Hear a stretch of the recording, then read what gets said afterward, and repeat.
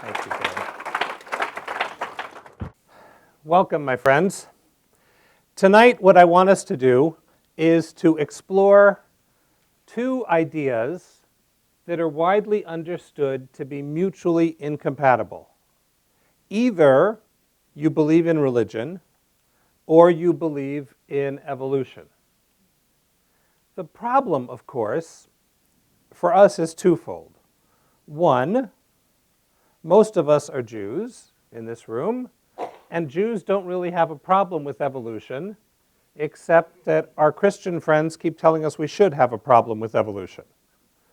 Right? And the second challenge is that the amount of information that supports the claim that life has developed sequentially over time and that more complex life has developed from more simple life is simply overwhelming. So it becomes harder and harder to say no in an informed way. That means that for a lot of people, religion is both pugnacious and in retreat. It means that religion has to keep backing away as science keeps finding up more and more evidence, and that doesn't make for good religion, because no one's good when they're just being defensive. So what I want to do tonight is I want to lay out the basic claims of the evolutionary theory, and I want to then say, what does that do to our religiosity? And what are the resources specifically that Judaism has to be able to reconfigure itself to integrate this new understanding of the world? And how does that allow us to still maintain a robust and authentic Jewish faith? That's the agenda for the evening. You with me? Okay. So the first thing I need to say by way of a preface, it should be immediately evident from my bio, is that I am not qualified to give this talk. I am a rabbi, which means I often speak about things that I'm not qualified to speak about. But I'm really not qualified to speak about this. I don't have a degree in biology. I am not a scientist. I train rabbis. That's what I do. But by night, I love to read science. And as a kid, I thought I was going to be a scientist when I grew up. And my doctoral work was a kind of return to this childhood love. Being able to integrate contemporary evolutionary biology, cosmology, quantum relativity, cognitive neurobiology, to bring that into the realm of Torah. That's what I do when I'm not being paid. Which, thank God, is not that often, but enough to keep me going. And it's a subject of vital importance to us for one core reason. If your religiosity can't stand in the light of day, meaning if it can't be willing to face whatever information comes your way and have an honest dialogue with it, then it's not much of a religion. Right? If your God can only function based on your own ignorance, that's not really a God worthy of much time or attention. So I promise you by the end of this talk, we will at least have made a good effort to find a way to bring some integration. But the second caveat I want to give you is that I am, as rabbis go, very much an Aristotelian rabbi. I need to translate that into English. What that means is there are two kinds of people in the world, in the philosophy world. Right? There are some kinds of people who say if you want to understand the world, you should close your eyes and think about it. Those are Platonic people. I don't mean in the romance sense. They can still be hot and heavy. They do that with their eyes closed too. But an Aristotelian is someone who says if you want to know something about the world, then what you have to do is go out and look at the world. And the way you find out whether what you're thinking about the world is accurate or not is you poke and you prod the world until it confesses the truth. And that the discovery of truth is the exploration of reality. That doesn't mean Aristotelians don't come up with hypotheses, but the test of a hypothesis is not, oh, is that a really cool idea? There are a lot of cool ideas that are simply not true. Like, for example, rabbis receive all of the honor and dignity that they deserve. Great idea. Not yet true. But an Aristotelian knows that the way you know an idea is true is, does it account for the information? Does it have some predictive capacity? In other words, does it allow you to anticipate what's likely to be the case if you had information in that other realm? And is it coherent with everything else you know? That's by and large what an Aristotelian means by true. You can't step outside your own head to ask, is it really real? All you can ask is it coherent? Is it explanatory? Does it have predictive ability? Right? And the way you know that is not by retreating to your study. The way you know that is by going out in the world and examining it. Right?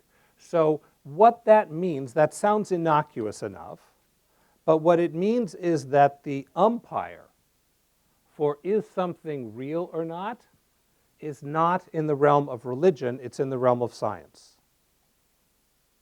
You understand? That's a big concession for a rabbi to make. I hope that the scientific world will reciprocate in some way, right? But it means that those guys, they get to feed me the parameters of reality. But there's a caveat there too. What is science? What do we mean by science? Science is the exploration and description of what is public, replicable, and testable. Everyone with me on this? Public, replicable, and testable. If it's not all three of those things, then it might become science at some point, but it isn't science yet. And here's where a scientist could argue with a scientist or with me. There are scientists who believe that theoretically everything real is under the realm of science, meaning everything ultimately is public, replicable, and testable. But I don't think that's true. And I will point out that the assertion that everything that's real is public, replicable, and testable is itself not public, replicable, or testable. Meaning, here's the news, guys, scientists, like theologians, are human beings. So just because a scientist feels really strongly about something doesn't make it science. Right? The scientist is answerable to the same limitations and procedures as the rest of us. So if a scientist tells you that science proves that there's no God, we have the right to say, okay, demonstrate to me how that is empirically proven. Correct? You can't. So a scientist might be right that there's no God, but they're not speaking as a scientist when they say that. They may say, everything I know about the world makes it so unlikely that there's okay, fine, you get the right to have an opinion just like anyone else. But really just like anyone else. So the authority I'm giving to science is not they get to weigh in on all kinds of things that are just a matter of opinion. I mean, they do, but not as scientists. Science is what is public, replicable, testable. Does everybody know what those three things mean? So public means you should be able to perceive it. We should all be able to perceive it. Replicable means it happens to happen more than once, because you need to be able to know, was that just a fluke, or is that some key aspect of it that is definitional about it? So it has to be replicable. That means there has to be more than one of it, and it has to occur more than once. Right? And then it has to be testable. You need to be able to say, is there a way that I can prove my understanding of it or disprove it? Because you might have a hypothesis, and that hypothesis could turn out to be famously wrong. Right? And the only way to know whether there's cause and effect rather than just one thing happens after another thing is to be able to set up a way to verify or falsify it. That's what I mean by public, replicable, and testable. Okay. But again, I want to remind you, that means in those areas that are those three things, science gets a veto. Okay? All right, now we're ready to start. So what is this thing called evolution? Evolution is a brilliant idea. It's so brilliant. That, by the way, is the genius of evolution. I am not the genius of evolution. This is Los Angeles. What I am is extraordinarily good looking as a rabbi. Right? Here, it's all about appearance. I resent the laughter. So, no, that is not scientific. So, the genius is evolution itself. Because what evolution did is its first step was it transformed biology from cataloging and describing into an actual system. Right? You understand that up until then, what biologists, they called them natural scientists at the time, they're mostly really rich Europeans, they would go around and they would count the number of moths in their backyard, or they would go on exotic excursions to, foreign climes, and they would do drawings of the birds or the bugs or the bees or the plants, and they would glue them in their little scrapbooks as they were sailing across the ocean to come home. And then they would give talks to the Royal Academy in London, and they would do the British equivalent of cheer, which I think, they don't actually clap because that's enthusiasm. I think they say hear, hear or something like that, and then they hold a glass of sherry. So that's what biologists did, and so biology was just more and more catalogings. New species and whatever. And Darwin's brilliant idea was to say there has to be some system of organization for all of this, and I am going to explain it within a natural frame. Right? So I'm not going to refer to some alleged supernatural. I'm just going to describe it using what is empirical and testable and repeatable. And of course, the breakthrough was in the Galapagos. Right? Have any of you been to the Galapagos? Good. So we got some Galapagos veterans here. Right? That's like the scientific equivalent of a Hajj. Right. So what he found in the Galapagos was that there were minor variations among otherwise related species, and those variations were pegged to location, meaning the finches on one island were slightly different than the finches on another island, but their differences corresponded to the difference in the flowers on the two islands, or to the evolution of the bugs that they ate. My favorite little Darwin trivia. They found a flower that was a 14-foot long flower.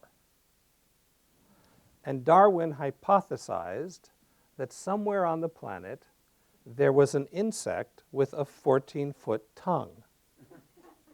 Had to be, right? Because think about it. Evolution means that the flower is evolving in such a way that someone is better able to spread its pollen so that it can replicate more. But then someone is evolving to better be able to get at that particular pollen. So it's not that the flower evolves by itself.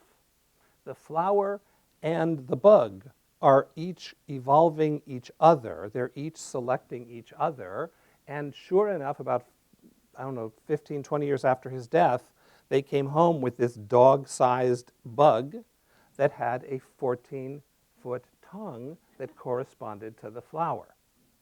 That's pretty impressive, isn't it? All right, so here for Charles Darwin, right? So evolution is the hypothesis, as Darwin explained it, first of all, that all life has common ancestry, right? No exception. All life has common ancestry. And second of all, that life evolves by slow changes and by minuscule changes, most of which are disastrous, some of which are neutral, and very, very, very rarely they happen to provide some small advantage in that particular niche. And because it provides some small advantage, the beneficiary of that change, he didn't know why the changes were. They hadn't discovered genetics yet. So he could explain the phenotype, but not the genotype, right? He could explain the organism itself. He didn't really know why, okay? But he noticed that these animals and plants evolved, and because the ones that were lucky enough to change in ways that were beneficial at the moment were therefore better able to produce offspring that in turn could produce offspring. That's what winning evolutionarily means, right? Anyone, by the way, who brags about their large number of grandchildren is engaging in a Darwinian kind of contest, right?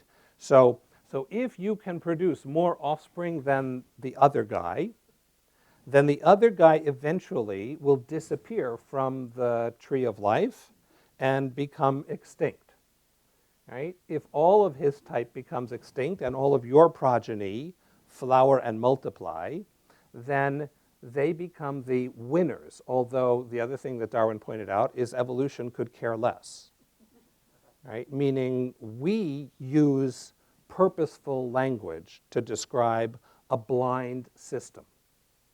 All evolution works on is the ability to produce progeny that produce progeny, right? And that then dictates two things. Because there's not enough resources to go around, life is engaged in a brutal and unforgiving struggle for survival. And the amount of violence and pain and suffering in the natural world is horrifying to imagine. I will give you two for instances, only two. One, pelicans produce 2 offspring, but they only feed the eldest. The youngest spends a short, miserable existence being pecked at by the sibling and the parents. And the only thing other than death that stops its constant torment is if the older sibling dies. All that number 2 is a backup. If the number 1 dies, then the pelican parents feed the surviving one. Other than that, it's a short, miserable pelican life. I understand. Very disturbing, isn't it? Great apes like to catch and eat monkeys, but they don't kill them before they eat them. So they rip apart the monkey with their ape-like teeth while it's still alive.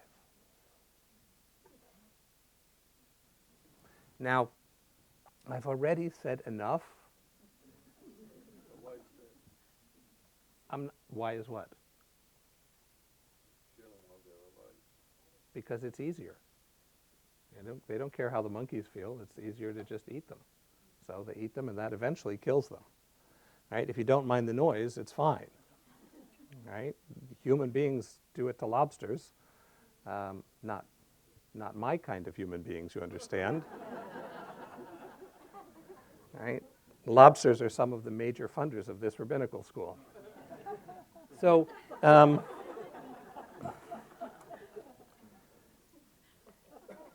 so the amount of cruelty that this system requires, because the resources are not sufficient for everyone to thrive.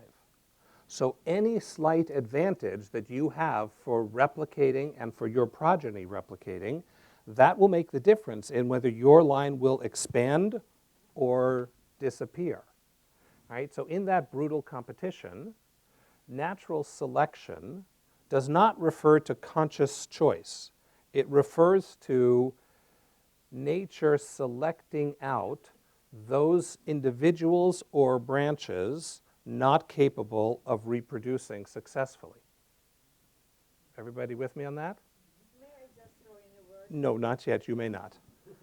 So the Darwin's theory was supplemented by Mendel's genetic theory. Right? Everybody's more or less familiar with that. There are arrangements of proteins within the nucleus of the cell. Those proteins encode a tremendous amount of information.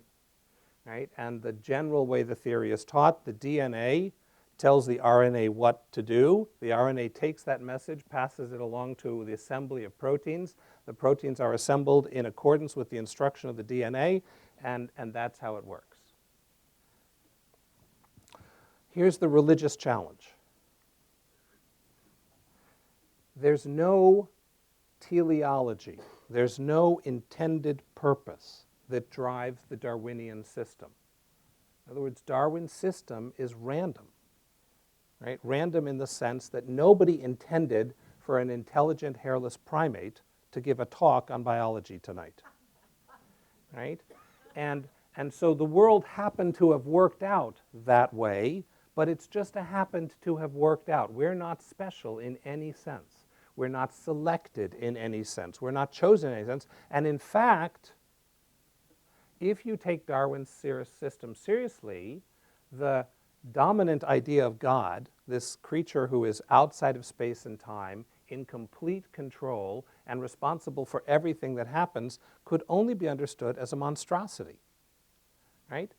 How would you explain God to that second pelican?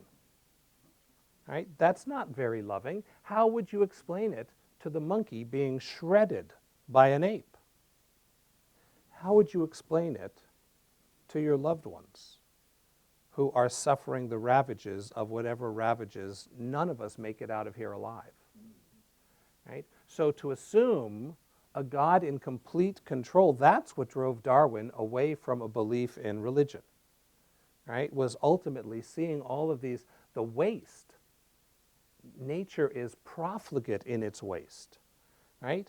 You ever watch those baby sea turtles scurrying from their hole to try to get to the water? And meanwhile, the birds are saying, okay, dinner's served. Right? And it takes hundreds of little baby turtles to get you one or two adults. Right? Nature is wasteful and overwhelmingly violent. Right? That backs you into a corner if you're trying to believe in a loving, all-powerful God who has made the world so that everything that happens for a reason. Right? And then, on top of that, as if that isn't enough, you look at most species that have existed, and most of them don't exist anymore. 99% of all of the species that lived are gone. Gone. So it's hard to imagine an intelligent God, but I want to make one more strike against an intelligent God, and this also comes from Darwinian evolution. And then I'm going to shift gears and talk about some of the challenges and ways to re-understand and complexify the system. I am 55. I tell you this because I tore my meniscus a year ago, which is an ailment common to gentlemen of my stage of life. Right? The reason I tore my meniscus is because knees were developed by amphibians. Right? The first animals to have cartilage and joint in a knee is a frog, right? And a lizard, an amphibian. So knees happen to be a great adaptation if you're only going to live for a couple months in the mud.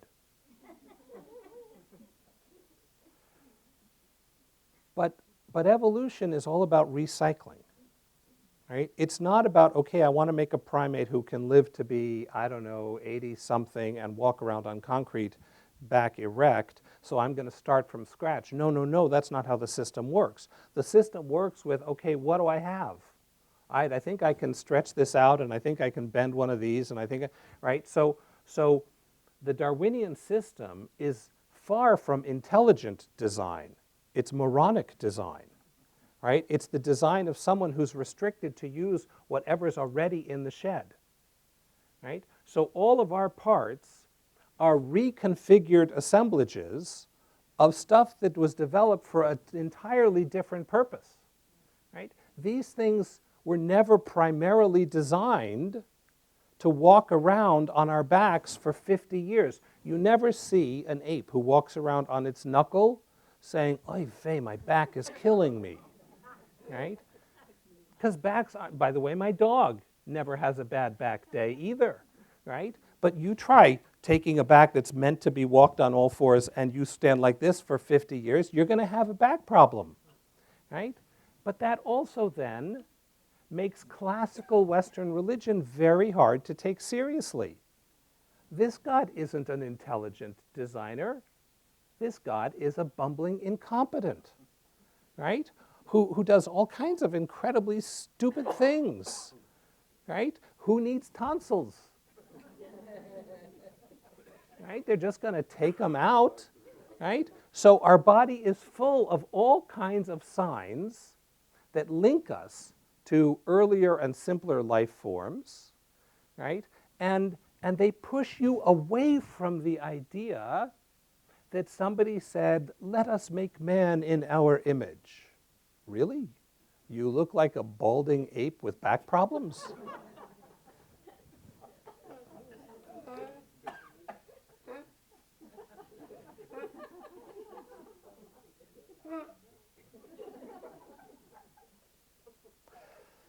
Sorry. I know I say things rabbis aren't supposed to say in public. So, and this is me filtering out the really bad stuff. So all life is related. All life has developed without any breaks from previous life. And as life complexified, that life was evolved by random mutations and the capacity to survive better, which is happenstance, and ruthlessness towards the losers. That combination accounts for the diversity of life. It accounts for the development of the eye. It accounts for the expansion of the cranium. It accounts for pretty much everything, all driven by random mutations, shortages of supplies, and sheer luck. Okay, well, that's the story we've been told. That's the story I was told. And there are some problems with it, but I want to hasten to say the problems are within the context of accepting the main outlines. Okay? So what you're not going to hear from me is an argument for intelligent design. You're not going to hear from me about a God who everything that happens happens for a reason. But I want to pick apart some of this Darwinian orthodoxy because it selectively ignores some important pieces of evidence. So let me just lay out a couple of them. One is the argument between contingency and teleology. Contingency means everything just happens by chance. Teleology is everything is driven by purpose. We're kind of told that's what the argument is, although you'll find people surprisingly on both sides. So for example, one of the most prominent evolutionary biologists, a man named Stephen Gould, who was a professor at Harvard University, wrote some brilliant popular books about evolution. He argued that evolution wasn't contingent at all, that everything that happens because of prior cause. And so if you just know enough, you could dictate what's going to happen till the end of the universe. We think we have free choice. We think things are happenstance, but that's just because we don't have enough data.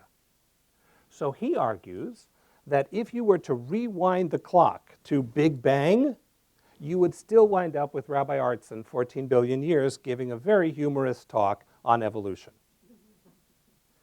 Doesn't that stretch the capacity to sound real to you? Right? So there are other biologists, Simon Morris prominently among them, who argue that no, everything has happened since. That if you were to rewind to the very beginning, what you would get would be totally different than what you currently have, with the following exception. The way the universe is fine-tuned, you would probably have some species of intelligent life. But the odds are good it wouldn't have come from an ape. So here's some interesting information. Winged flight evolved 4 or 5 times separately, right? Bat wings, bug wings, bird wings, they're not one taken from the other. It means that on several occasions, life took wing, literally. So it might be that if you started over again, it wouldn't have been those animals that developed winged flight, but someone would have, because living things are going to figure out how to get into the air one way or the other. Okay, but that's a different position than Darwin's. Let me suggest a second difference. The evolution of eyes happened not once, but multiple times. The evolution of intelligent brains, assuming that based on the evidence you're still willing to consider human beings an example of that, the evidence gets weaker by the day. But dolphins also are pretty darn smart. And as a teenager, when I thought I was going to be a scientist, I kept an octopus in my garage. His name was Ichabod Clancy. Right? And Ichabod could distinguish when I went downstairs or when I went down with someone else. Right? The thing about octopi, they're worse than men in this regard. You know exactly what they're thinking about. Right? And you know exactly how they feel about it. Right? So an octopus will turn colors based on its emotion, and it will model its skin based on its emotion. When it's scared, it gets smooth and white, and it has black rings around its eyes. When it's really angry, it gets rough and ragged and red. And it's interesting, by the way, its colors correspond to our colors emotionally. I won't go there. And when it's happy, it just kind of does this shuttly brown bumpy thing. That's a happy octopus. So when I would come downstairs, Ichabod would turn brown and happy, and he would climb to the front of the container to greet me. Right? That to greet me is an anthropomorphization, but I also think it's the best explanation for why he kept doing that, because when I would come down with someone else, he would first start to crawl out, notice the someone else, get white, black-rimmed, and go under a rock. Simplest explanation, he doesn't like strangers. Right? So, but any of you who live with a dog, not so much a cat, but a dog, know that that animal has all kinds of emotions that a generation ago's biologists would have told you you were projecting onto the animal. By the way, today's biologists say the opposite. They say, where do you think you got those emotions from? Right? But I remember as a 15-year-old reading the biology text that said, dogs don't have shame, dogs don't have embarrassment, dogs don't have loyalty, because those are human emotions. And I kept thinking, this person has never lived with a dog. Right? My dog would go to the vet. They would cut off all of her hair because there were too many knots in it. She would come home and crawl under my mother's bed, and she would stay there for 3 days. I knew why. If I had gone to her barber, I'd be under the bed next to her. Right? Well, it took the scientists 20 years to say, not that the theory's wrong, our understanding of it was wrong. That in fact, all of the emotions we've been calling human emotions, they didn't just appear suddenly with us. They started lower down on the evolutionary chain, and they emerged into us. We are continuous with life. Okay, but that means then that evolution looks purposeful, not in the sense that some guy at the beginning had plotted out exactly how it was going to unravel, but life moves from simple to complex. and moves from less intentional to more intentional, less social to more social, right? And it does so cooperatively.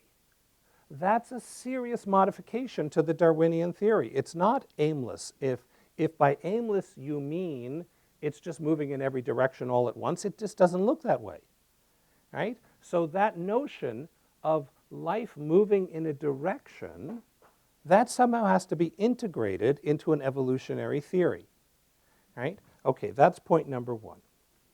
Point number two. If everything in evolution is the selfish gene, and there are plenty of biologists who think that that's the case, then coming up with other ways that life evolves constitutes a rebellion against Darwinian orthodoxy. But we know that the genes aren't the only things that change evolution, that there are all kinds of other ways other than random mutation. A, there are other ways to have genetic change, but B, there are other ways to have phenotypical change, meaning your body, right, and the way your kids look, that then have a genetic impact. So it works the other way round, too. Not only do genes mutate and change bodies, bodies make decisions that change genes, right? Let me give you a couple for instances.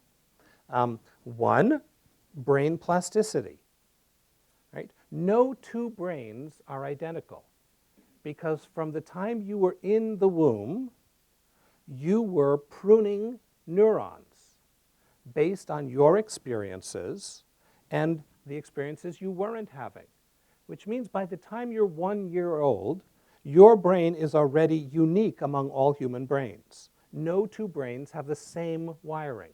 They have generally the same patterns, I'll give you that. But no two brains are exactly identical because for your whole life, your brain has been tracking your personal experiences, and the nerves you don't use have been withering and dying, and the nerves you do have been replicating more connections. Well, that means that's not genetic mutation evolving you, that's you evolving you. Right? It means that if you schlep your kid to piano classes for long enough, you will change their biology. Right? That's not genetic mutation, that's something else. But it gets even bigger than that.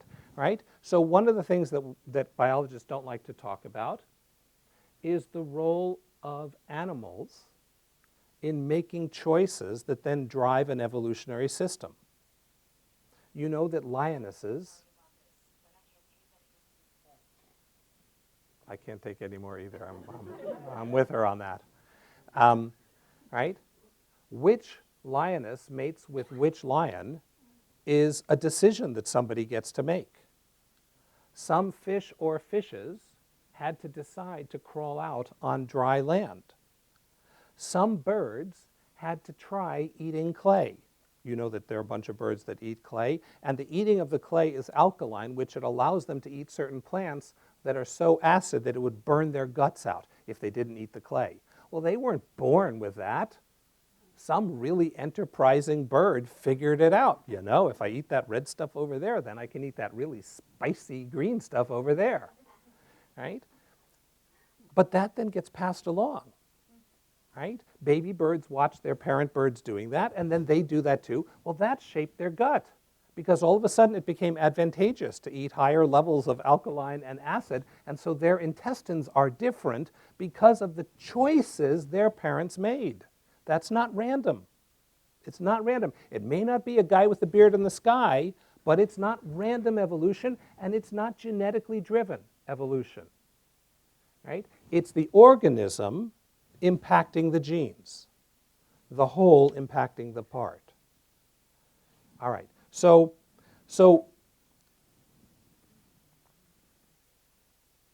what makes sense of this? I want to give a little religion, and then I want to close because I know you're going to have things you're going to talk about too.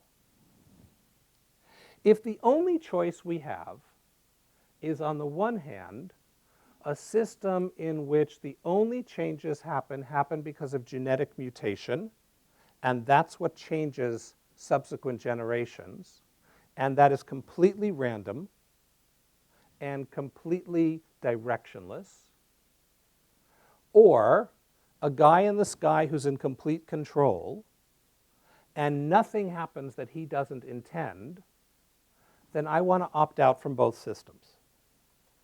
I don't think that's the choice. Right? The God of the Bible is not a God who's in complete control. Right? The God of medieval theology is in complete control, but the God of the Torah is surprised all the time. Right? That God repents of having created people. That God walks through the garden in the heat of the day saying, "Where are you guys?" Right? That God is constantly surprised and constantly requiring us to be partners in the unfolding of our own history. And that unfolding starts at the very beginning. Right? So let's, with modified Darwinian eyes, let's say that what we've acknowledged about Darwinian evolution is that Darwinian enhanced is, yes, the lack of supplies is an important force driving evolution. Genetic mutation is a very important and random aspect driving evolution. But so are the conscious choices of living things. And so are the unconscious choices of simple living things. I'll give you another, for instance. We are, all of us, eukaryotes, made up of cells that have nuclei. You all know what that, right? So within your cell, there's a membrane and a cell that contains information. Well, the dominant theory for how that happened is that a prokaryotic cell, a cell that doesn't have a nucleus, at some point swallowed another cell, and the cell that got swallowed said, "Hey, you know, it's pretty comfortable in here." I mean, not in those words, it spoke Hebrew, because Hebrew is the original language. But the massive ingestion of other cells that then settled, mitochondria, another example, that, again, notice, by the way, enormous evolutionary advantage. If you can have energy cells stored within your cells, whew, you got a huge advantage going on over the other sludge and amoeba swirling around you, right? But that's not driven by genetic mutation. That's driven by symbiosis, right? What some scientists are now calling symbiogenesis, right? Symbiosis is two species cooperating, and symbiogenesis is you create something new when you cooperate. Well, it turns out there's a lot of that going on. Remember the flower and the bug? They evolved each other. It wasn't anything random about it. That bug kept licking that flower flower kept attracting that bug. We have colored flowers now because of bees, right? There's a whole lot of ways in which, you know, the antelope evolved the lion, and the lion evolved the antelope, right? So we don't just randomly mutate and then change. We make choices that impact what changes are going to happen. So what if we started with a whole different range of choices? What if we said, all right, here's what I think the evidence does point to in terms of Darwinian evolution, and here's where the room for religion comes back in. Darwin, in this system I'm teaching, is about the interplay of choice and chance. It is about all living things being related and all living things being descended from prior living things. It is a system in which the details are not known in advance. The details work themselves out. They are, in that sense, contingent. But it is nonetheless not directionless. Living things are constantly seeking advantage. They seek out individual advantage, they seek out species advantage, and they sometimes seek out group advantage. Right? All of you on the internet, I know these days, we now have pocket computers more powerful than the computers that put people on the moon, and we use them to watch videos of cute animals. Right? So I'm trusting that you've seen the cute videos of the dolphin that saved the dog that was drowning in the ocean. Right? Or the dolphins I saw yesterday that saw a drowning baby seal. And they lifted the baby seal and they swam it to a place where it could sustain itself. Right? That's evolutionarily significant. Right? That's going to change who gets to produce a child or not. That's evolution. It has nothing to do with genetic mutation. right? So what if we say that there is a lot more mindfulness involved in evolution than Darwin thought there was, right? Still no guy in the sky, but there is bubbling up from within evolution itself a teleology of concern, of care, of cooperation across species line, right? And that has become visible to more and more scientists with the waning of the Cold War. No surprise, as our human paradigms allow us to examine cooperative arrangements, suddenly we see it in nature as well, right? Have you just another, for instance, of this kind of mindful evolution? You notice that there are so many different types of dogs, big dogs, little dogs, furry dogs, shaggy dogs, bald dogs, right? Lots and lots of kinds of dogs. That's not because we're better at evolving dogs. It's because dogs at some point bought into evolving with us. By the way of counter evidence, take a look at cats. Cats all look pretty much the same. And they look pretty much the same because they're not at all sure that they're really interested in living with us, right? So they're trapped for the moment, but they're still keeping an eye on the door, right? Which means that there has been a dog-human partnership in our coevolution. We are dependent on them, they are dependent on us. Neither of us will survive the extinction of the other. I don't want to live if there are no more dogs, right? Whereas cats, it will take a while for them to notice. That means then that life co-evolves and that evolution is something that happens in relationship, not separately, species by species. So then what if we start with a simple premise? We start with the premise that that part of nature that we know from the inside is us. Okay? I hereby say publicly, I don't believe in the supernatural. Right? I think nature is so mysterious and so marvelous that to describe it like a machine is an insult to nature. So nature is sufficiently complex and astonishing that there's no room or need for a supernatural. There's just super, comma, natural, exclamation mark, right? And it's awesome. And if we are an example of purely natural, here's what we know about ourselves. We know that we have mind. We know that we have consciousness. We know that our choices determine our outcome. I have different children because Ilana exercised notoriously bad judgment 32 years ago. And then at least twice on subsequent occasions, right? And had she exercised a different choice in my family, we would have evolved differently, okay? There is choice built in, and it's our choice. So if that's true of us, and we are completely natural, it makes sense, I think, to assume that there is mindfulness permeating nature. People freak out when I say that. So, because you're primates and you like to think you're special. But I want to say there is self-determination at an appropriate level all the way down.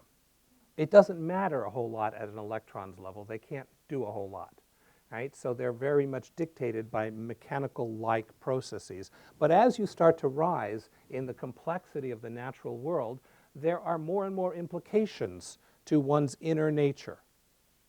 And that emerges into mindfulness, which emerges into consciousness. It's continuous all the way down. And that means then that God isn't separate from that relationality, that God is the sum total of all relations, that the capacity of nature to choose to be self-surpassing, that's what requires explanation, and that's what no naturalist alone, armed with mechanistic metaphysics, can explain. How is it possible in a machine-like universe that operates by the same exact rules for there to be novelty, for there to be increasing complexity, right? Remember I told you that it's science if it's what? If it's public and replicable and testable. Well, here's the thing about the universe as a whole. It's not replicable. which means it's not testable. So when science talks, it can speak authoritatively about pieces of the universe, but not about the universe as a whole. And despite what science and mechanics tell us, the universe as a whole has been growing more complex for the last 14 billion years. Well, what do you want to do with that? Right? I want to say that that invitational reality that summons us towards connection, that invites us towards greater consciousness and greater relationship, that's what we mean by God. And that invitation is always personal. It's always one at a time. What you need to do to make an optimal next choice is different than what you need to do. So that God is for me very personal, although not a person. That God is what makes nature not a machine, and what makes us partners in the act of creation. So now let's revisit that fateful first chapter in Genesis that gets so abused. Right? When God began creating, says the Hebrew, Bereshit, not in the beginning. Right? There is no beginning. Creation is always happening. Evolution is always happening. The power of Darwin's idea is so great that now astrophysicists use ideas taken from evolution to explain the development of the cosmos. And those ideas are very powerful. Okay, so not in the beginning, but when God began creating this particular corner of everything, and it says, there was darkness and there was chaos, tohu vavohu. Already, when God began creating, there was already tohu vavohu. If you want to translate that as infinite seas of quantum uncertainty, that's okay with me. Right? So what God does is not make something out of nothing. God makes order where there's chaos. And the process of evolution creation is the complexifying and the extending of order where there was only simplicity and chaos. It turns out chaos is radically simple. Nothing changes.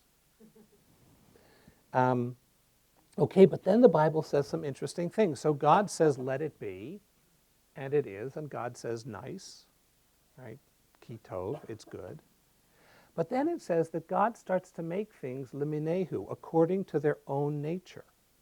What does that mean? The Bible doesn't use unnecessary words. Why does the Bible keep saying that God separated the land and the sea, and then God made green things liminehu, according to their own order, their own nature? I think what the Bible is telling us is that from that first moment of creation, nature has been a partner in creation.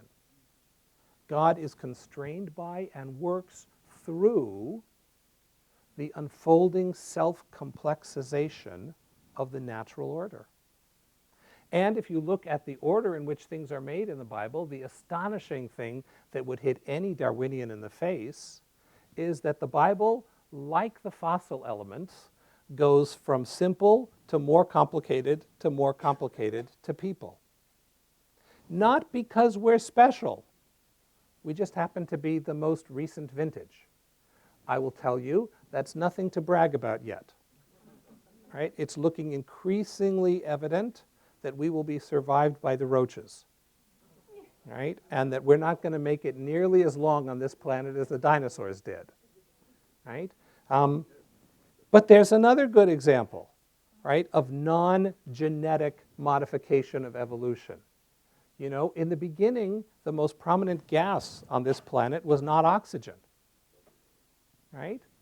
And what made it the most prominent gas is that some really lucky smart creature figured out a way to digest the gas and then fart oxygen, right?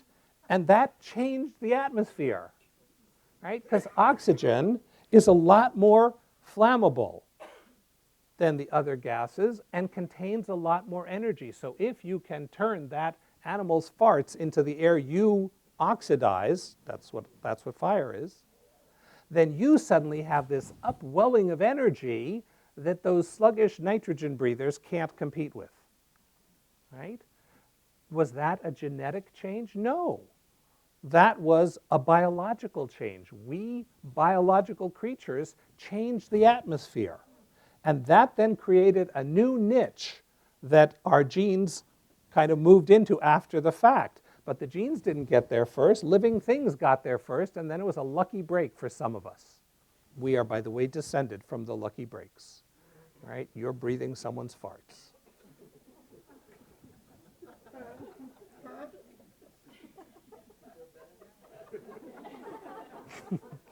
That's so much fun to say. That's why I'm laughing. They're having such a good time. I am. I love this stuff. All right, but isn't that more marvelous than the other story? Right? Isn't that incredible? Right? A God who could have made decent limbs and recycled frog stuff, you know, in my engineering class would get maybe a C minus just as a courtesy, right? But you're not going to get through graduate school if you turn in that kind of work, right? But a God who says to the universe, co-evolve with me. I give you the capacity to be self-surpassing because I, God, am self-surpassing. I give you the capacity to make the rules as you go. And those rules will shift and develop as you move through the world. And genetics will provide a context, and choice will provide a context, and liminehu, the nature of trees, the nature of ferns, the nature of bugs, the nature of mammals. These are all emergent levels of reality, all of which will have evolutionary implications. So I don't know the outcome, says God. You don't know the outcome, so now let's dance. And so life has been making choices and co-evolving from the beginning. That vision of the divine feels worthy of worship. And so I want to end very personally. If my choice is blind genes in a meaningless, directionless universe, then life is at best a cruel farce. The only really smart people are crazy. Because for you to care about any of the things people care about is literally an act of insanity. You're going to be snuffed out by a meaningless universe. Nothing you do matters. Nothing. But none of you act that way. Even those of you who think you think that don't act that way. I have friends who are physicists who call me and they worry about what school to put their kid into. Right? And I say, what do you care? First of all, everything you do is predetermined. Right? Second of all, the sun is going to expand and swallow up our planet in 500 million years, so who gives a damn? Right? But that physicist gets up and acts as though the universe is a place of meaning. Maybe because it is. Maybe because it is. Right? And what that allows us for is then God isn't a bully in the sky who could break the rules but doesn't. By the way, there are good reasons why scientists don't believe in a God who breaks the rules. Right? Because science is premised on public, testable, replicable. If there's some guy who can change the rules midstream, then you have no basis for any science. Right? But a God who works through the system, in the system, by launching the system and then empowering it to self-develop, well, that's a God they can't replicate in Hollywood. That's a God who actually is there with us, telling us that you are not bound by your past. You are constrained by your past, but you can be self-surpassing. You can make choices that are different than your past. You're not simply the sum total of everything that was. Right? Some of you know my son Jacob suffers with autism. Right? And really he suffers. It's a huge burden. And he triumphs all the time. Because he doesn't think there's some guy in the sky who picked him to have this, to pay for some imaginary sin. He thinks that the universe is marinating in godliness, and that that's what allows him to do what the expert says are impossible. So it may be impossible today, but I'm going to try again next week. May still be impossible next week. I'm going to try next month. Last year, Jacob graduated high school with a high school diploma, which all the experts said would never happen. The bumblebee doesn't listen to the physicists before it flies. My son does not listen to the doctors who tell him what his limits are. And my God acts in him and through him in a completely natural way that evolution constitutes as a celebration. If you break out of the unreasonable postulate that the only change is random, that the only change is driven by mutation, if you accept the idea that nature is mindful and that the choices of nature impact the evolutionary process, then you've made enough modifications on the religion side, you made enough modifications on the evolution side, that it turns out both of them strengthen each other. Now, last thing I want to say, does that mean any good evolutionary biologist should be religious? No, it does not. There will be articles for the rest of our lives saying that science has disproven religion and science is now proving religion. Don't bother reading any of those articles. They're all hooey. That's a technical term for nonsense. Right? There are plenty of good reasons to not want to be religious or not want to be spiritual. If you're one of those people, geh gesundheit hate. You should live and be well. Right? But if, like me, you've been driven from the time you were 3 to understand how does it all work, how does it all fit together, what does it mean, I'm here to tell you, you can be a fairly traditional Jew, a fairly observant and traditional Jew, and have no conflicts of any large significance between Jewish religious texts and this vision of a universe that is the unfolding of the divine and us as partners. And that's the point I want to leave you with. That is the genius of evolution.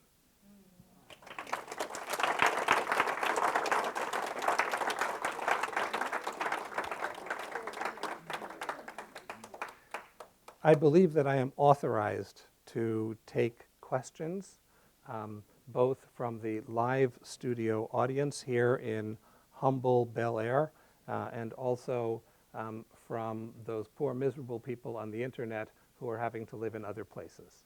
So, so guys in cyberspace, you're welcome to type in your questions, and those of you in real time should not feel excessively disadvantaged. I'm happy to take your questions too, although if you want to take out your cell phones, you could type them in, and then they could read those too. So, yes, ma'am. I have two questions. The one about pelicans. Are you suggesting that pelicans are on their way out and doomed because if only one survives? I'll repeat the question. No, so here's what I want to say. Yes, I will repeat the question, I promise. I'm about to repeat the question. The question is, are you suggesting that pelicans are doomed? That's as close as I could do, I'm sorry. Because if only one of them survives, then there's not enough of them to keep it going. No, this is a brilliant pelican strategy for keeping the species going. Meaning the strategy of having one throwaway kid means there's always a backup. So somebody survives into the next generation and is able to then produce progeny that survive into the next generation. But what that approach to me destroys is the notion of an all-powerful, loving God whose will is simply whatever happens. Because I can't possibly hold that belief in the presence of that second pelican. Right? But the fact that there are still plenty of pelicans all over the world is evidence that it's a very good evolutionary strategy. It's just not nice. My second question is, are you perhaps suggesting, because I'm not quite understanding, that perhaps within each living cell of every living thing is its own God?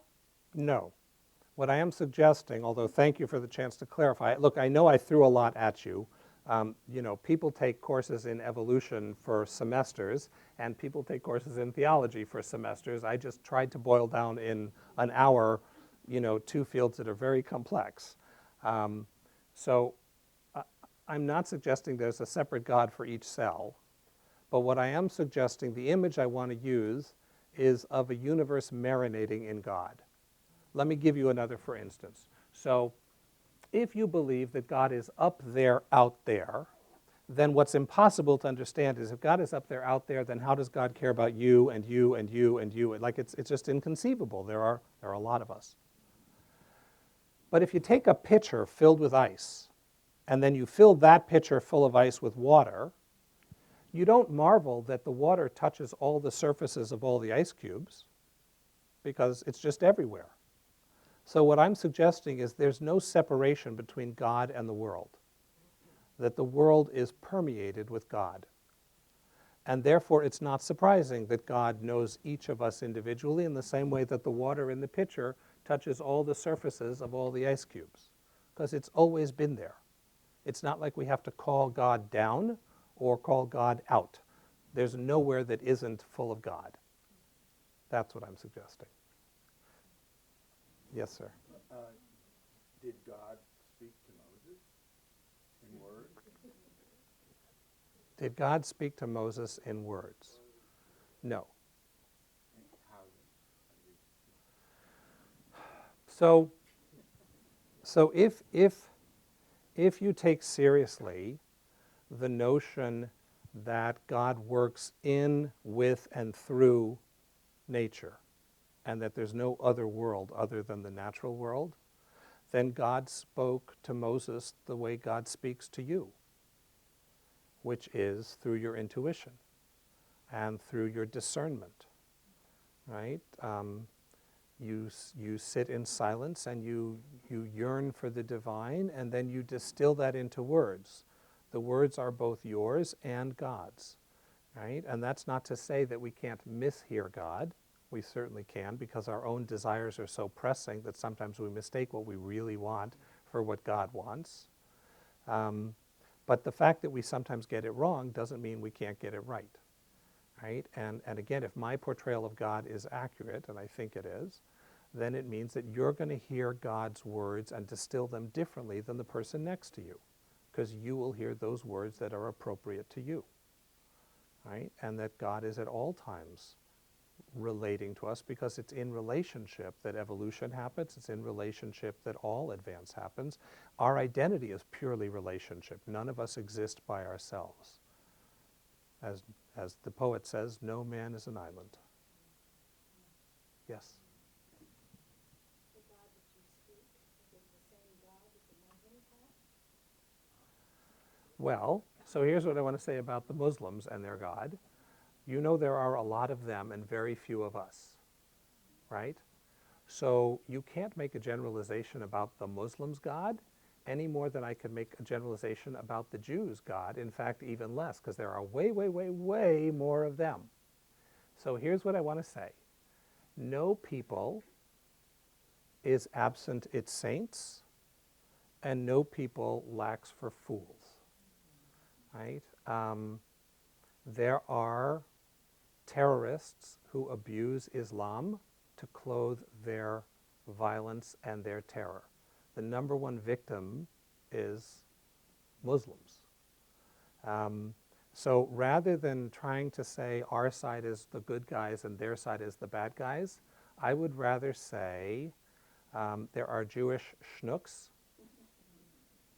I don't need to give you examples of that because you're Jews, so you know them. You're related to many of them. Right? And there are Muslim tzaddikim. I have met great, kind, thoughtful Muslim people. And our job is to make allies. Right? Our job is to seek out and strengthen and make alliances with reasonable humanitarian people in every community.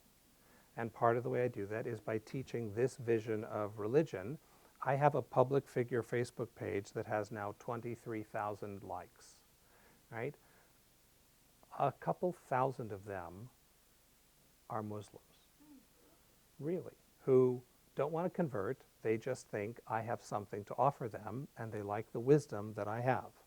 Right? We need to make allies wherever we can. Yes, someone from Poughkeepsie. Yes, we have a question from Toby, and Toby asks if being purposeful involves having a goal to make decisions toward a specific desired end, what then is nature's goal, the object of nature's mindfulness? Great question, Toby. So the question is, if purposefulness is having a goal, what is nature's goal? So I guess I can't give a simple answer. I can give two complicated answers. The first is some purposefulness involves goals, some doesn't. Right? I'm surely not the only person who wakes up on Sunday morning in a good mood and says, I want to have a really special day today, and then I figure out what that's going to look like. Right? So I don't have a goal in that sense. I just have a general intuition that I then fill in the details. But if you ask me what is the goal of nature, I would say the goal of nature is to intensify relationship, to intensify experience, to intensify love and justice. And that's what nature has been building towards for the last 14 billion years, and we have the opportunity to be part of it. Okay. Yes. You didn't tell me to say so, but your last book, as far as the evolving, it was really helpful to me. Thank you. As a Holocaust survivor, I cannot wrap my arms around God. Right. And yet, powerful and all that. By you aligning me with Him, it made a big difference. And I'm suggesting to you, if you have not bought and read his last book, Thank you. it makes a lot of sense because the whole discussion you can find there. This is true. Thank you very much. I appreciate that. I didn't pay her yet to say that. All right. The book is called God of Becoming and Relationship. It's published by Jewish Lights. It's available on their website. It's available wherever books are sold. My children need to eat and go to college, so buy several copies of it. But many of these topics are covered in greater depth, and Jewish Lights is in the process of preparing a new volume, which will be on the process of creation, and it'll be about the integration of science and religion. So there'll be a lot more of this in that book. Yes. I have a neighbor who's very, very bright and very anti-religious. And his biggest problem that he always attacks me with, I feel attacked, is how can you possibly reconcile being a scientist and being orthodox? How do you answer somebody like that? How can you reconcile science and being orthodox? So the first thing I have to tell you is that's not my problem. I'm not orthodox. No, but he's talking about someone who is. I understand. So there are plenty of people who do. There are actually a lot of scientists who are evangelical Christians, fundamentalist Jews, fundamentalist Muslims. They manage to do it. How they do it, I'm not exactly sure. But one of the things they do is by saying science deals with this category over here and religion deals with that category over here. That doesn't work for me. Right? So if that approach works for you, that's fine, but it isn't the one that works for me. I can't remember which category I'm in at any given moment. So and religions do make claims about facts, and science does make claims about meaning. So I don't think that distinction works. I'm much more interested in integration. I'm much more interested in having everything that I know talk to everything that I know in a coherent single narrative, which is why I presented it the way I did tonight. Someone else? Yeah. Ben asks that you established that God works through nature. What are your thoughts on the Bible's 7-day creation narrative? Since God works through nature, what are my thoughts about the 7-day creation narrative of the Bible? I think it's great. I think the Bible is great wisdom literature, and that if you read it for the wisdom that it contains, it's a fabulous book. If you read it as a factual account for the evolution of the world, I think you're abusing the Bible. And it was the Zohar, the classic work of Jewish mysticism, that commented if we were going to write a mere history, we could write a better one. The Bible isn't really interested in how the universe came to be. It's interested in establishing what we should be doing with our time on this earth. And that's the lens through which to read the story. If you read the story as a source of wisdom, I think you will find none better. and that none has had a greater transformative and positive impact on humanity. I'll give you two for instances. Sorry, you're over here. The first is that it is out of the biblical story, and only out of the biblical story, that you can establish that no human being is worth more than any other human being. Right? The rabbis understood that the Bible teaches that we all have common ancestry, which means no human being is better than another human being. Right? This in violation of most other ancient religious stories and in violation of many scientific theories. So the notion of human equality, as Thomas Jefferson wisely understood, is because we were created, and that God is the grounding of our equality. And then the Bible also, if you're interested in supporting the labor movement, it's the Bible that gave us weekends. And the notion that laborers need to be paid on time for their work. That also comes out of the Genesis story. So I think one can take that story seriously and get its point, and if you take it literally, its wisdom evaporates. Yes? The concepts which you've put forth really come about through knowledge which has occurred in the last few hundred years. Yeah. The texts that we read on Saturday morning on holidays and so forth have texts that are way before that, which have a different concept of God.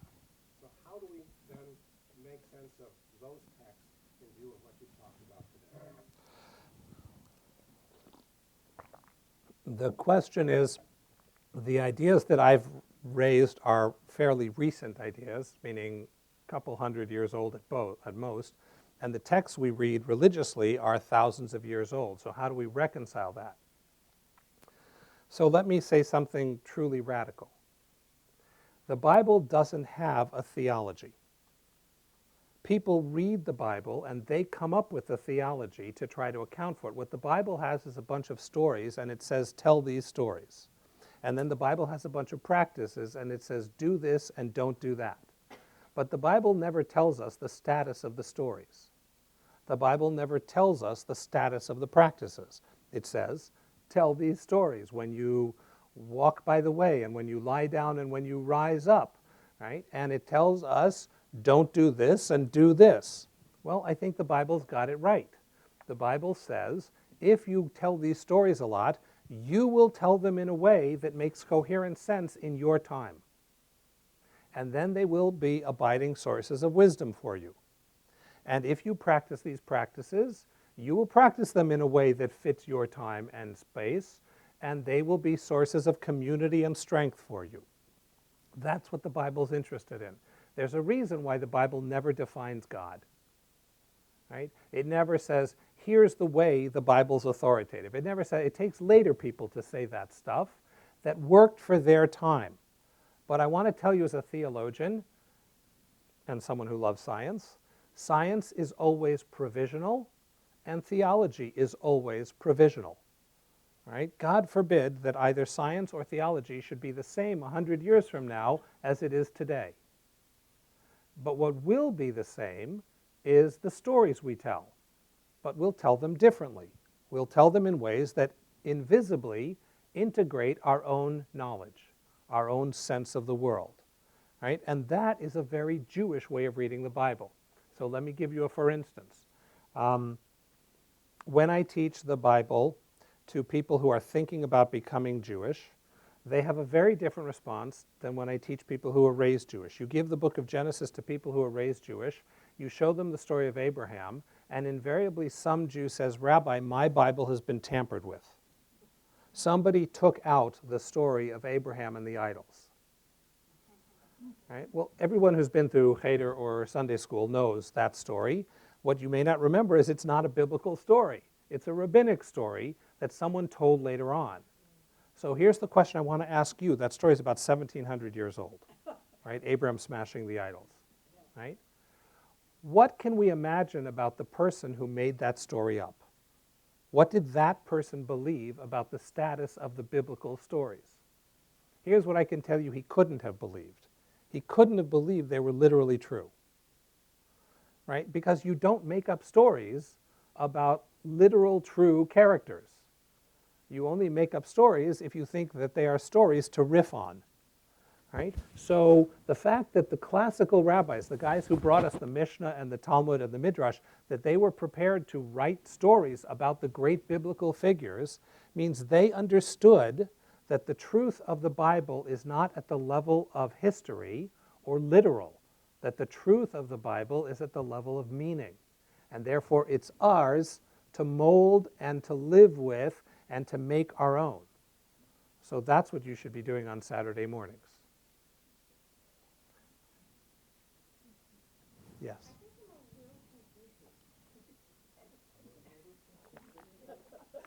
read these stories, they tell you do this, don't do that. Why? Why would you say, I won't eat pork, but I will eat, kosher? If they're stories, Yeah. where is the validity to them? Who said so?